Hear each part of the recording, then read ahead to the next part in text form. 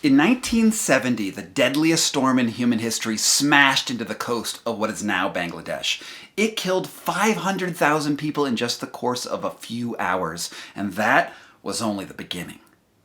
This cataclysmic hurricane flipped an election and then sparked a genocide, started a civil war, and just 12 months later almost put the USA and USSR onto the brink of nuclear Armageddon. This isn't just the story of a close call from long ago. A future framed by global warming means that the real danger of climate change isn't just more fires and storms, but the real possibility of World War III. The world today is fragile. Our economies are integrated. Everything from oil and computer chips to bananas and clothing pass multiple international borders before they get to where they need to go. A single disturbance in these supply lines, like a ship going sideways in the Suez Canal, can grind the world economy to a halt. And it's not just in the stuff that we buy. We've all seen how recent events, like the invasion of Ukraine, can trigger mutual defense alliances that then escalate all the way up to the threat of nuclear war. In short, everything is interconnected. This is why the 1970 Great Bola Cyclone was so relevant right now.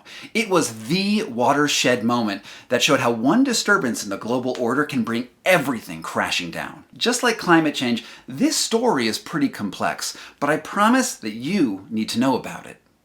Here's what happened. After the cyclone's 20-foot storm surge wiped out entire islands in the Bay of Bengal, Yahya Khan, then president of Pakistan, didn't lift a finger to help the hundreds of thousands of survivors. Why?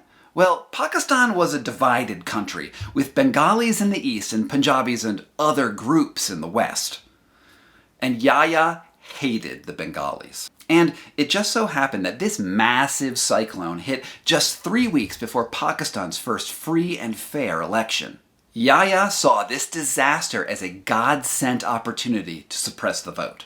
But his plan didn't work. Yahya's relief effort was so bad that everything went against him all at once. The Bengalis won the election in a landslide. It was about the equivalent of the Democrats in America getting 70% of the vote. They had enough political power after this to run the entire country. So Yahya freaked out. He blamed the fake news media for manufacturing this false election. And then he decided to overturn the results himself by force.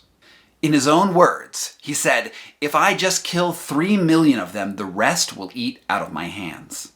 And just when you thought this story couldn't get any worse, it takes a diabolical turn. Because you see, Yahya Khan was President Richard Nixon's best friend. At the time of the storm, Yahya Khan was busy helping Nixon secure relations with China. He even flew Nixon's right-hand man, Henry Kissinger, to China on a super top-secret mission in his own private plane. In return, Nixon sent ships and planes full of guns, which Yahya Khan then used to massacre up to 3 million people over the course of the next 6 months. Good evening. A civil war has broken out between the two halves of Pakistan, a country separated by 1,000 miles of Indian territory, in a move by the British a quarter of a century ago to provide separate homelands for the Muslim Pakistanis and the Hindu Indians. Yahya's pogrom was a genocide, one of the 20th century's worst and yet least well known. What Yahya didn't count on was that the Bengalis would fight back. India funded a resistance of guerrilla fighters and trained them in modern warfare. And since India and the USSR were allies, this triggered the Cold War logic of mutual defense treaties that brought the bigger players into the war. The Americans sent a supercarrier into the Bay of Bengal, and the Soviets responded by sending in a submarine attack fleet. Both had orders to fire their nuclear weapons at each other, or perhaps to India or Pakistan if they had to. In fact, they almost did. Henry Kissinger told Nixon that they should, quote, start lobbing nukes. America was ready to obliterate the world, all to protect a place on the map that the president probably couldn't have found on a map a year before.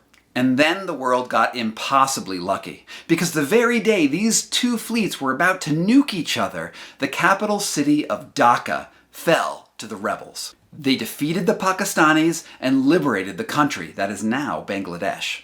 And just like that, the war was over. The fleets turned around, and the world breathed a sigh of relief. And these are the broad strokes of the story that I tell in my brand new book, The Vortex.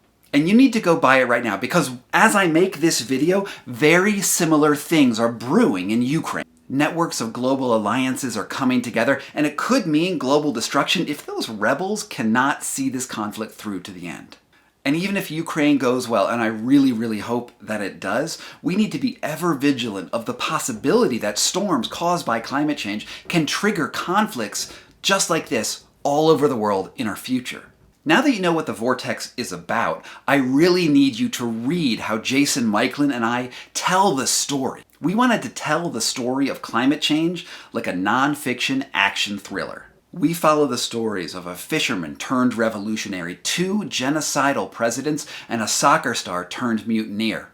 Also, there's Candy Rohde, who's a feminist icon who ended up leading the largest civilian aid effort in history. It reads like a novel, sort of like Laura Hillenbrand's Unbroken, but we have sources for absolutely everything that we write. I'd love you to order a copy right now, and there's a link right there in the description.